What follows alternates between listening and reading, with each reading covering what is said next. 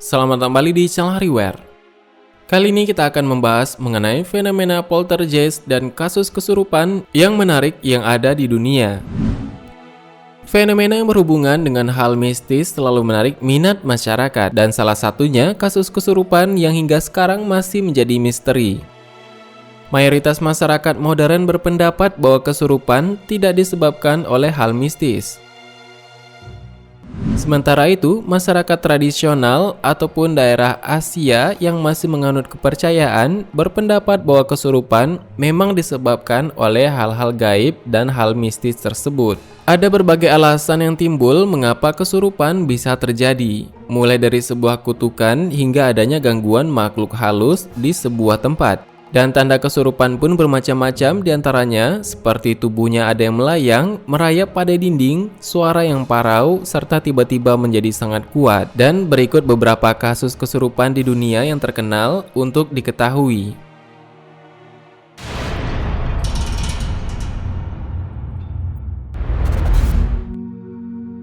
Poltergeist keluarga Small. Poltergeist merupakan fenomena ketika semua benda dirasuki oleh setan ataupun iblis. Dan fenomena ini pernah menimpa rumah keluarga Small di Pennsylvania. Awalnya, paranormal profesional dan pastor menganggap tidak ada yang aneh dari hunian tersebut. Namun penyelidik paranormal Ed dan Lorraine Warren mengklaim rumah keluarga Small dihuni oleh iblis yang sangat kuat.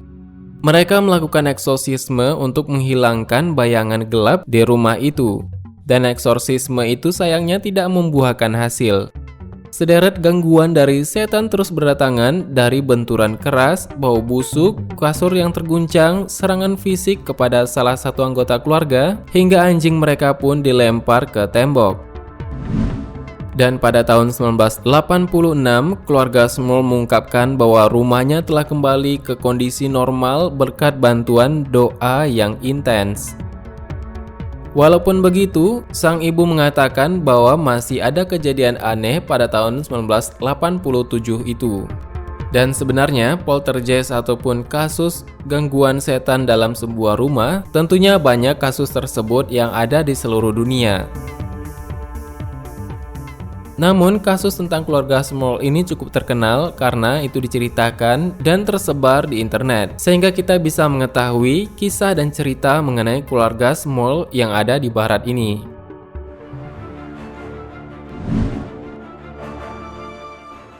Yang tidak kalah menarik adalah kasus Arne Cheyenne Johnson.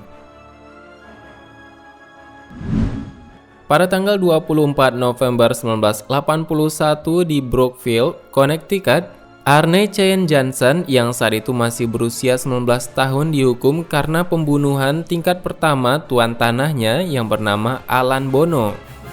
Dan Arne ini dikenal sebagai The Devil Made Me Do It karena mengaku bahwa aksinya dilakukan saat ia dirasuki roh jahat. Kisahnya diangkat dalam film The Conjuring 3, dan Arne mengaku bahwa aksi pembunuhannya didasari oleh fenomena aneh yang dialami saudara laki-laki tunangannya yang bernama David. Pada musim panas 1980, David mengaku sering melihat sosok laki-laki tua yang menghantuinya. Awalnya, Arne dan tunangannya menghiraukan fenomena itu. Namun, lama-kelamaan frekuensi kejadian supranatural yang dialami David meningkat dan semakin brutal. Bahkan, David menjadi histeris karena mendeskripsikan sosok yang menakutkan tersebut.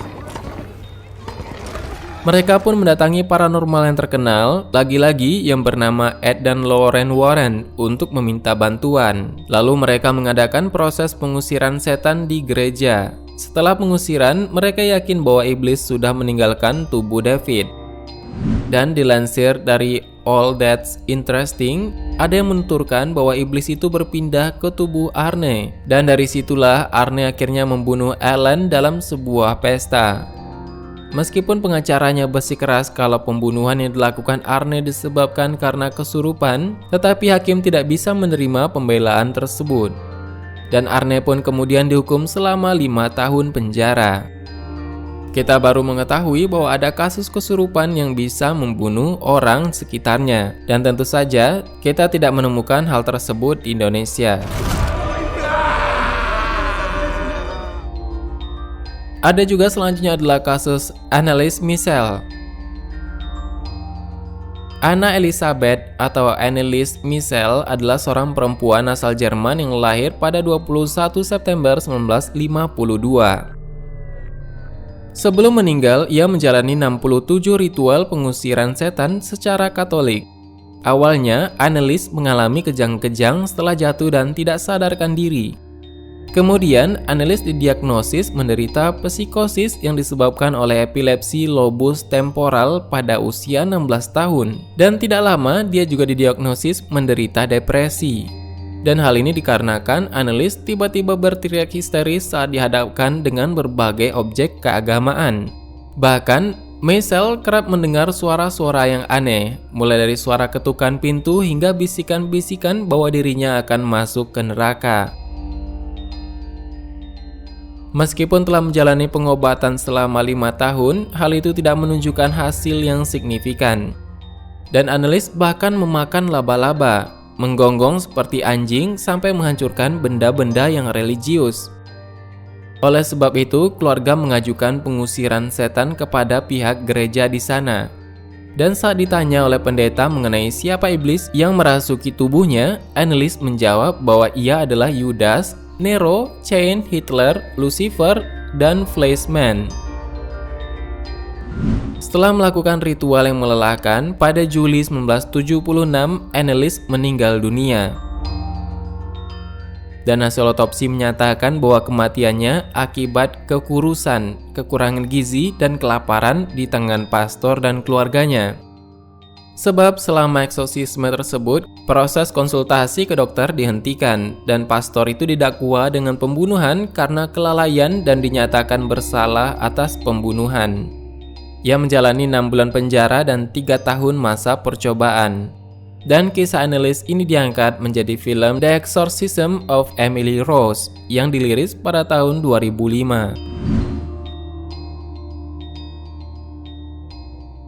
Kasus yang tidak kalah menarik adalah kasus Rolando.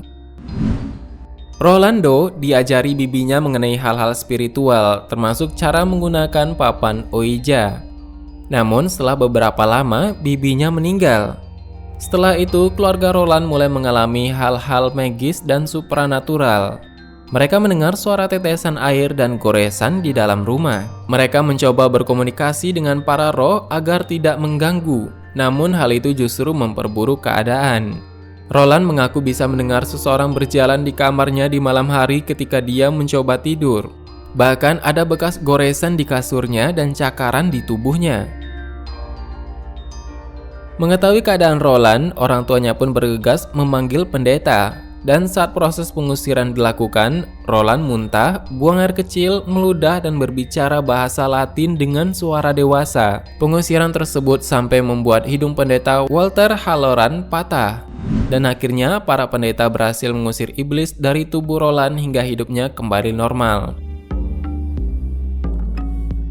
Dan kisah ini diangkat dalam film The Exorcism yang disutradarai oleh William Friedkin pada tahun 1973. Itulah beberapa kisah menarik yang terjadi di negeri barat, dan kejadian tersebut tentunya diceritakan kembali dan banyak tersebar di internet. Itu dulu, semoga bermanfaat dan semoga menarik. Bagaimana menurut tambahan? Silahkan berikan tanggapan dan komentar di bawah. Sebenarnya sangat banyak hal yang belum akan kita bahas. Tetap nantikan video selanjutnya, lupa subscribe dan klik ikon lonceng berada di sebelahnya. Terima kasih sudah menonton hingga akhir video ini. Kami doakan semoga sehat selalu. Sampai jumpa lagi.